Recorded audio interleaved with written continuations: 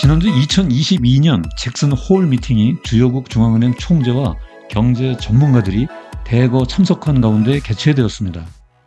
여기 배경에서처럼 잭슨 홀은 미국에서 자연 경관이 매우 빼어난 휴양지로 유명하지요. 연준 파월 의장은 기조연설에서 시장이 원하는 기준금리의 정책 전환, 즉 피벗은 없다. 금리 인상을 멈추거나 쉬어갈 지점이 아니며 성급한 완화 정책은 역사가 경고했다. 라고 힘주어 말했습니다. 그의 연설은 짧았지만 간결하고 명료했고 거기에 담긴 메시지는 그 어느 때보다도 강력했습니다. 파월의 매파적 연설이 끝나자마자 뉴욕 증시는 요동치기 시작했고요. 결국 다우 지수가 1000포인트 이상 폭락하며 마감했습니다. 그러나 이제부터 최대의 관심은 당분간 연준의 금리 인상 행진은 계속되겠지만 과연 연준이 언제 긴축 사이클을 반대로 돌릴 수 있을까? 여기에 집중되고 있습니다. 따라서 오늘 포커스형 네트워크는 연준이 금리 정책 판단 시 중시하는 세 가지 장단기 금리 지표 분석을 통해 언제 어떠한 조건에서 기준금리의 정책 전환이 가능할지에 대해서 살펴보도록 하겠습니다. 이를 위해 장단기 금리 변동 원인, 경기 침체 진행 과정, 핵심 금리 지표 분석, 그리고 금리 정책 전환 조건과 시기 등의 순서로 말씀드리도록 하겠습니다. 안녕하세요. 포커스 영래톡의 우보 박사입니다. 2001년에 노벨 경제학상을 수상한 미국 컬럼비아 대학 스티글리츠 석좌 교수는 장단기 금리 차는 현명한 이코노미스트라고 말한 적이 있다고 합니다. 뒤에서 상세히 다루겠지만 이러한 평가 배경에는 미국에서 장단기 금리가 역전되면 대부분 경기 침체로 이어진 역사적 경험이 있었기 때문입니다. 다른 한편으로는 금융시장의 장단기 금리차는 탄광 속의 카나리아라는 말이 있는데요. 카나리아는 옛날에 환기시설이 없던 시절에 탄광에서 유독가스가 나오면 먼저 쓰러져서 우형을 알리는 새였다고 합니다. 맑고 아름다운 울음소리가 매혹적인 카나리아가 경기 침체를 알리는 장단기 금리차에 비유되었다니 재미있습니다. 그러면 장단기 금리차는 무엇일까요? 한마디로 채권의 장기 금리와 단기 금리의 차이입니다. 장단기 금리차의 변동 요인을 살펴봅시다. 먼저 요즘처럼 중앙은행이 기준금리를 올리면 단기 금리가 상승합니다. 금리가 오르면 미래의 경기가 나빠질 것으로 예상되어 장기 금리는 하락하고요. 그렇죠. 이때 투자자들은 위험 자산인 주식을 팔고 안전 자산인 채권을 선호하게 됩니다. 이때 채권 수요가 증가하면 채권 가격이 상승하고 채권 금리는 하락하게 되겠죠. 결과적으로 단기 금리는 올라가고 장기 금리는 내려가므로 장단기 금리 차는 축소됩니다. 반대로 장단기 금리 차가 확대되는 경우는 역으로 생각하면 되므로 여러분들의 연습 문제로 남겨두겠습니다.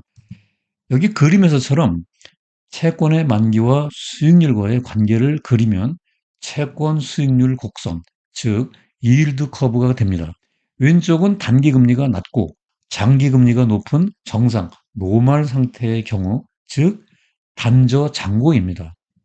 이 아이가 하늘을 향해서 만세를 부르고 있네요.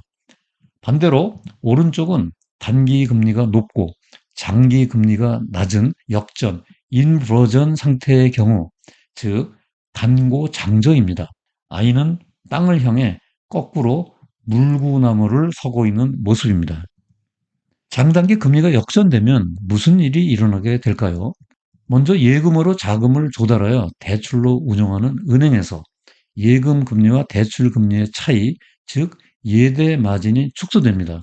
이러한 상황에서 은행들은 장기 신규 대출을 중단하거나 기존 대출을 회수하려고 합니다. 대출이 힘들어지므로 개인들의 소비는 감소하고 기업의 투자는 위축됩니다. 이러한 부작용은 산업활동 둔화와 생산량 감소로 이어집니다. 결과적으로 장단기 금리가 역전되면 실물 경제는 경기 침체에 빠져들게 됩니다. 이러한 이유에서 장단기 금리 역전이 경기 침체의 전조 현상이라고 불려지는 것입니다. 미국 연준이 금리 정책과 경기 침체에 대한 정책 판단 시 중시하는 핵심 금리 지표에는 다음 세 가지가 있습니다. 첫째, 10년물과 2년물 국채의 장단기 금리 차는 미래의 경기에 대한 기대에 가장 민감하나 금리 정책과의 근접성은 낮습니다. 둘째로 10년물과 3월물 국채의 장단기 금리 차입니다. 단기가 2년이 아니라 3개월로 많이 짧아졌네요. 미래의 경기에 어느 정도 민감하나 연준의 기준금리 정책에 영향을 많이 받습니다. 따라서 연준은 2년 물과의 장단기 금리차보다 3월 물과의 장단기 금리차에 더 주목하게 되지요. 셋째로는 단기 선도 스프레드입니다. 18개월과 3개월 차이이며 장기가 10년에서 18개월로 매우 짧아졌습니다. 연준이 기준금리 인상과 경기 침체 판단 시 가장 중시하는 지표이고요. 여기에 대해서는 뒤에서 자세히 설명하기로 하겠으니 계속 시청해 주시기 바랍니다. 이 그래프는 10년물과 2년물, 10년물과 3월물 국채의 장단기 금리차의 변동 추이를 보여주고 있습니다. 데이터가 2년물과의 금리차는 1976년부터 3월물과의 금리차는 1982년부터 수집이 가능합니다. 먼저 청색선을 보면 1976년부터 10년물과 2년물 국채의 장단기 금리차가 역전된 사례는 총 7번이 있었습니다. 그 중에서 1998년 한 번을 제외하고 모두 회색 막대로 표시된 경기 침체로 이어졌습니다. 스티글리츠 교수가 장단기 금리차를 현명한 이코노미스트에 비유한 것은 바로 이러한 장단기 금리차의 뛰어난 경기 침체 예측력에 근거하고 있습니다. 다만 1998년 당시는 역전폭이 마이너스 7bp 이하로 매우 미미했고 기간도 짧아서 그래프상으로는 식별하기 어렵습니다.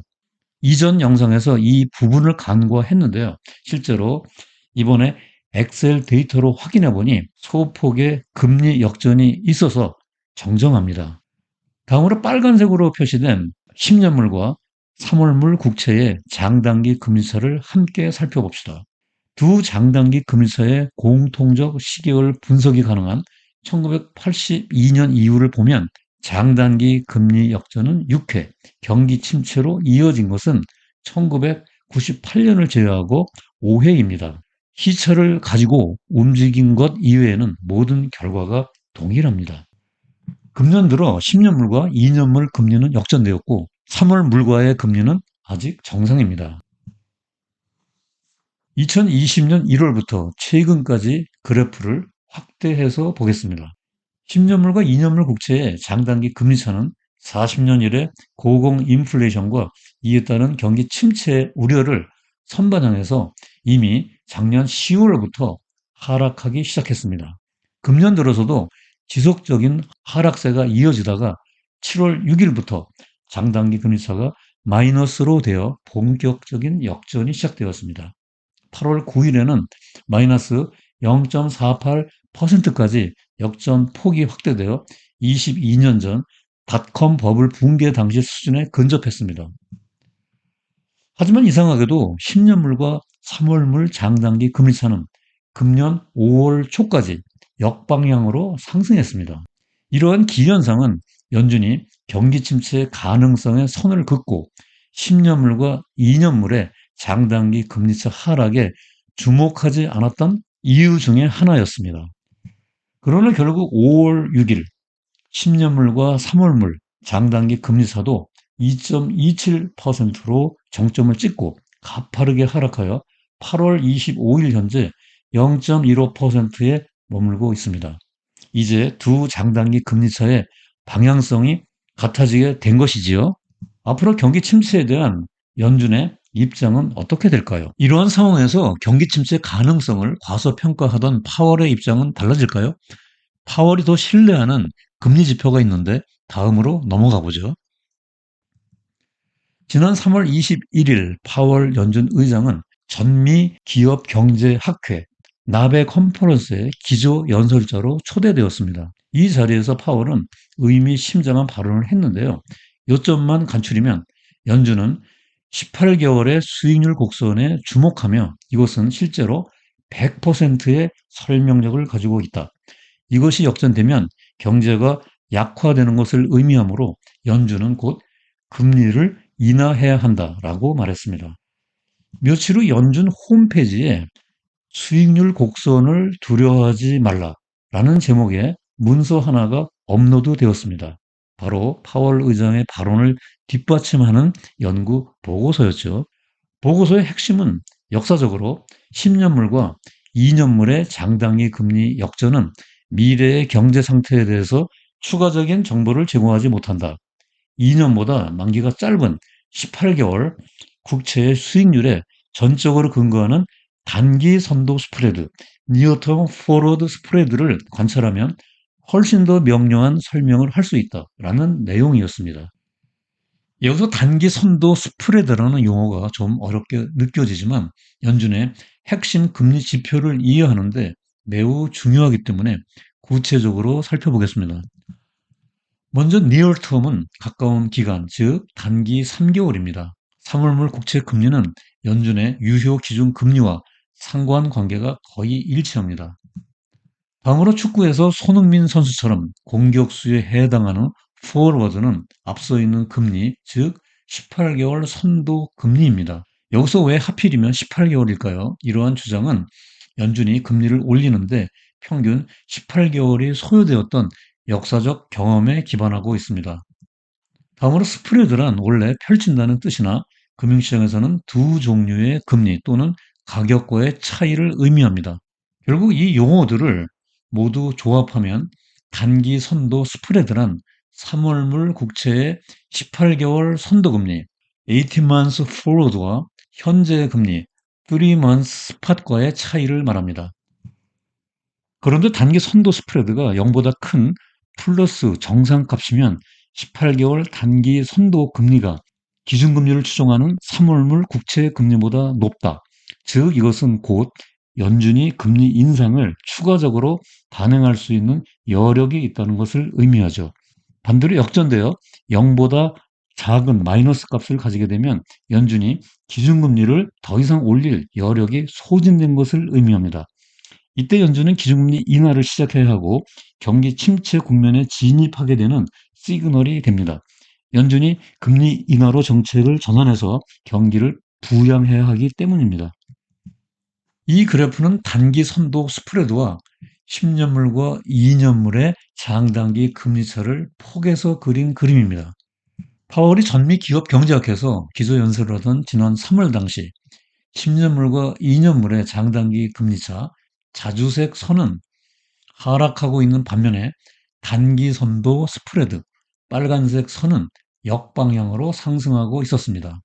앞에서 살펴본 10년물과 3월물의 장단기 금리차 추이와 매우 흡사합니다. 그러나 단기 선도 스프레드는 5월 2일 1.87% 정점을 찍고 하락세로 전환되어 7월 28일 0.63%까지 스트레이트로 급락했습니다. 파월 의장의 말대로 수익률 곡선에 100% 설명력을 가진다는 이 단기 선도 스프레드가 10년물과 2년물과의 장단기 금리차와 같은 방향의 궤적으로 하락하고 있는 것입니다. 더군다나 이번 잭슨홀 미팅에서 파월 의장의 매파적 연설대로 연준이 9월 FOMC에서 기준금리를 50bp만 올려도 이 단기선도 스프레드가 추가적으로 하락할 것은 불을 보듯 뻔합니다. 언제일지 모르지만 단기 선도 스프레드가 제로 0 밑으로 내려가면 그제서야 연준이 긴축 사이클을 멈추고 금리 인하로 전환하는, 즉 피벗을 하게 됩니다. 이와 동시에 실물 경제가 경기 침체에 진입하게 되는 변곡점이 만들어지게 될 것입니다. 이상의 분석으로부터 팩트를 체크해 보겠습니다. 첫 번째 팩트는 연준이 기준금리 결정과 경기 침체 등 정책 판단 시 가장 중시하는 핵심 지표는 단기 선도 스프레드, 니어 터m 포워드 스프레드입니다. 그리고 3월 물가의 장단기 금리차와 2년 물가의 장단기 금리차가 그 뒤를 잇고 있습니다. 두 번째 팩트는 1982년 이후 역사적으로 두 장단기 금리차 모두 6회에 걸쳐 역전이 일어났습니다. 그중에서 경기 침체로 이어진 횟수는 5번으로 똑같았습니다. 시차는 있었지만 그 결과는 동일했습니다. 세 번째 팩트는 단기 선도 스프레드가 제로 이하로 하락하면 연준의 금리 인상 여력이 소진되게 됩니다. 이때부터 경기 침체가 현실화되므로 연준은 경기 부양을 위해 기준금리 정책과 긴축 사이클을 반대로 전환하게 됩니다. 자, 그러면 우리는 어떻게 해야 할까요? 오늘의 포커스 포인트를 정리해 보겠습니다. 첫째, 향후 10년물과 3월물 국채의 장단기 금리 역전에다 파월이 가장 신뢰하는 단기 선도 스프레드가 제로 이하로 하락하면 연준이 긴축 사이클을 반대로, 즉 금리 인하로 전환할 수 있는 조건이 됩니다. 그 시기는 정확히 예측하기 어려우나 시장 전문가들은 기준금리 최대 기대치인 3.5에서 4%에 달하는 2023년 1분기 정도로 예상하고 있습니다.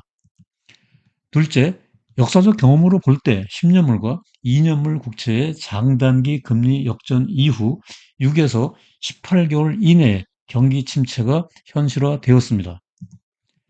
셋째, 그러나 장단기 금리 역전과 경기 침체 사이의 인과관계가 경제학 이론으로 증명되지 않았으며 일부 폭락론자들의 주장처럼 경기 침체와 주가 하락이 동의어도 아니므로 약세장에서 분할 매수를 위한 장기 포트폴리오 전략으로 접근해 나갈 필요가 있다라고 할 수 있겠습니다. 마지막으로 여기 블로그 우보의 경제나무 링크에 연결하면 오늘 영상에 방송되본 전체 스크립트를 읽어볼 수 있으니 많이 활용해 주시기 바라고요. 포커스 경제톡은 우리 모두의 행복한 경제 생활을 위해 뿌리가 단단하고 줄기가 꼿꼿하며 잎새가 풍성한 경제나무를 가꾸면서 항상 시청자 여러분들과 함께 하겠습니다. 다음에도 더 유익하고 재미있는 영상으로 찾아뵙겠습니다. 영상이 도움되었다면 구독과 좋아요 부탁드리고요. 끝까지 시청해 주셔서 대단히 감사합니다.